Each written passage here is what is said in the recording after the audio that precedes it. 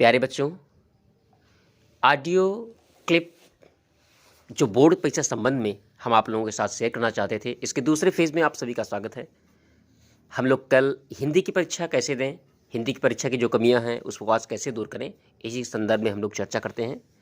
सबसे पहले तो आप लोगों का अपठित गद्यांश आता है या फिर पठित गद्यांश आता है, उस पर विशेष रूप से फोकस करेंगे, क्योंकि उसमें के जो प्रश्न होते हैं वो हमको लगते बहुत सरल हैं। उसके आंसर हमको लगता है कि हम बहुत अच्छे से लिख ले गए होंगे, लेकिन हमको उसमें अच्छे मार्क्स प्राप्त नहीं होते हैं।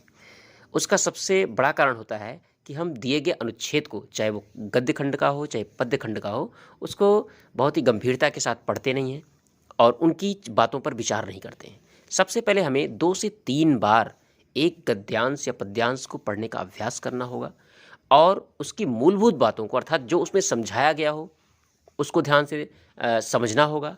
अगर शीर्षक की बात आती है तो ध्यान रखें, जो अनुच्छेद में बार बार चीज़ों को दोहराया जा रहा हो, किसी एक संक्षिप्त शब्द को दोहराया जा रहा हो, निश्चित रूप से वही आपका शीर्षक होता है। इस बात को विशेष ध्यान रखेंगे आप लोग। और रेखांकित शब्दों के जो भावार्थ हैं उनको पूरी निचोड़ के साथ, जो उसमें लिखा होता है, अक्सर बच्चे हूबहू उन्हीं लाइनों को अपने शब्दों में बदल के उतार देते हैं, जबकि ये गलत होता है। आपको उन रेखांकित अंशों को बहुत ध्यान से समझकर उसका व्याख्यायित अर्थ अपने अर्थ शब्दों में लिखना होगा।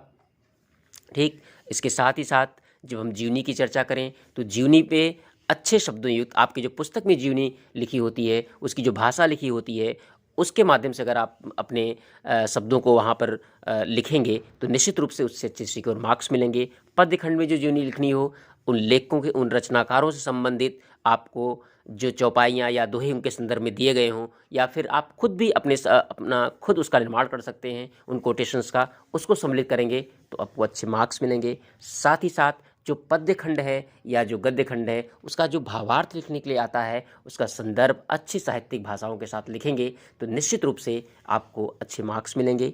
साथ ही निबंध का जो महत्वपूर्ण भाग होता है, जो लगभग 8 से 9 नंबर का आता है, उसमें आपको सबसे पहले तो भूमिका तैयार कर लेनी होगी। भूमिका में आप कौन किन हेडिंग के अंतर्गत उस ऐसे को लिखना चाहते हैं, उसको ध्यान से पहले से नोट कर लें और उसके बाद उससे संबंधित जो कोटेशन हो उसको शुरुआत में ही डाल दें। फिर एक एक पार्ट को अच्छे से लिखें।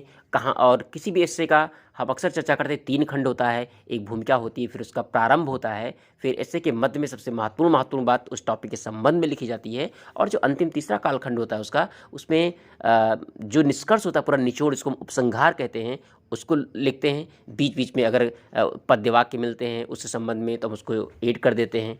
अक्सर कुछ बच्चे क्या करते हैं कि लास्ट में कोटेशन लिखकर अपने वाक्यों को समाप्त करते हैं। याद रखिएगा, स्पीच में कोटेशन लास्ट में बोला जाता है और कभी भी निबंध में कोटेशन के साथ हम अपने वाक्यों का समापन या अपने निबंध का समापन नहीं करते हैं। इस पर विशेष ध्यान देंगे। साथ ही जो आपका खंड काव्य है, खंड काव्य में चित्रण बहुत सोच समझकर उस व्यक्ति के बारे में जिसके बारे में आपकी पुस्तक में बताया गया है। ज़्यादातर तो अपने यहाँ अयोध्या जनपद में या इसके मंडल में जय सुभाष खंड काव्य चलता है, तो सुभाष चंद्र बोस का चित्रण बहुत अच्छे से उनके बारे, और जब भी चित्रण लिखें, जो हेडिंग लिखें, उस हेडिंग के संबंध में, जैसे वो बहुत बड़े राष्ट्रभक्त थे, अगर राष्ट्रभक्त आपने उनको लिखा है हेडिंग में, तो आप उनके राष्ट्रभक्ति संबंधी जो उदाहरण जो आपके खंड काव्य में दिए हों उसके संबंध में जरूर लिखें। साथ ही संस्कृत के जो खंड हैं, संस्कृत के खंड आपको फुल स्कोर दिलाते हैं। संस्कृत के खंडों पर बहुत बेहतरीन तरीके से आप अपना कमांड बनाएं, उसको अच्छे से समझें, रटने के साथ साथ समझने का भी प्रयास करें।